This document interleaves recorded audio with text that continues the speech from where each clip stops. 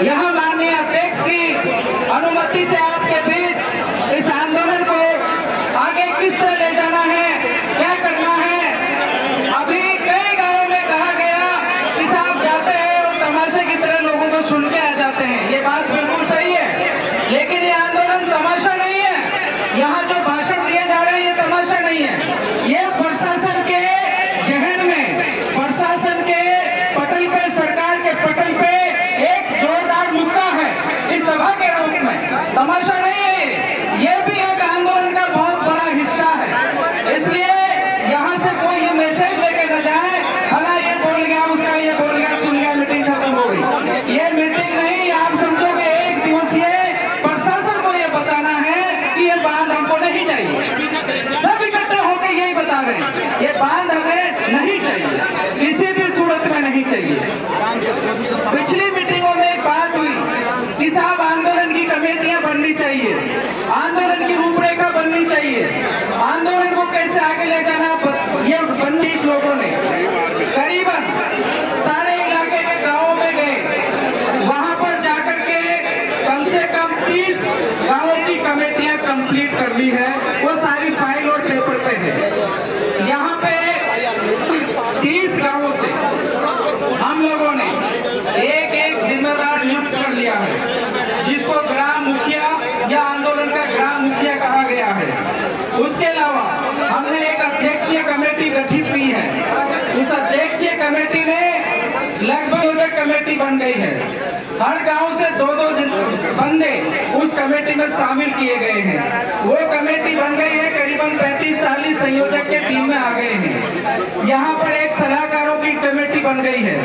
उसमें वो लोग जो सक्रिय समय तो नहीं दे सकते, लेकिन सलाह दे सकते हैं, लेकिन किसी तरह का सहयोग कर सकते हैं। वो 76 गांवों के बाहर से भी हो सकते हैं। ऐसे सलाहकारों की एक कमेटी बन गई है।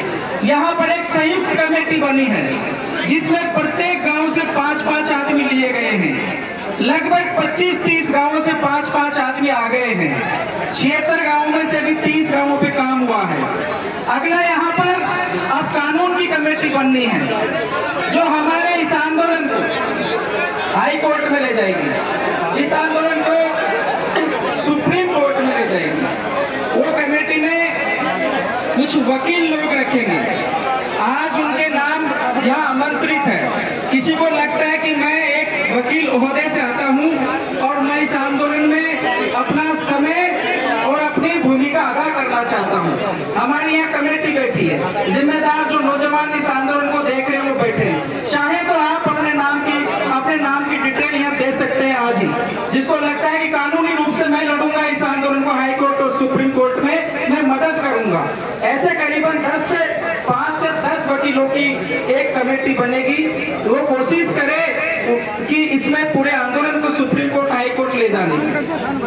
आंदोलन में पूरे गांवों से लगभग 10-11 लोग होंगे। उनके नाम से एक ज्वाइंट खाता बैंक अकाउंट में होगा। आज ये आंदोलन हुआ, कल कुछ और होगा, कल कोर्ट में जाएंगे तो एक आंदोलन के नाम से चीजें चले। ऐसे करके लगभग 6-7 छोटी कमेटियां बनी है। आगे की रूपरेखाओं में मैं आपसे 2-3 बातें निवेदन करना चाहता हूं कि हमें इस मीटिंग के बाद ये जो कमेटियों का काम पूरा करना है, इसके लिए 3 तारीख को ओलवाड़ा के गुआरदा घाट में एक मीटिंग का, जीरोता गांव में जो कमेटी की मीटिंग हुई उसमें तय हुआ है। आप सब अगर उसमें सहमति करते हो तो वो 3 अगस्त के दिन गुआरदा घाट, जिसमें केवल गांव से 5-5 आदमी आएंगे बस, और उस कमेटी की रूपरेखा तय करके हाई कोर्ट में कैसे रेट लगानी है, कौन क्या करना है, सारे कागज कमेटी गांव ला रहे वो उस दिन। क्योंकि सभाएं अपनी जगह काम करेगी, कोर्ट में अपनी जगह होगा। अगला हमें इस मीटिंग के बाद एक बड़ी मीटिंग हमको दोनों जिलों में करनी है।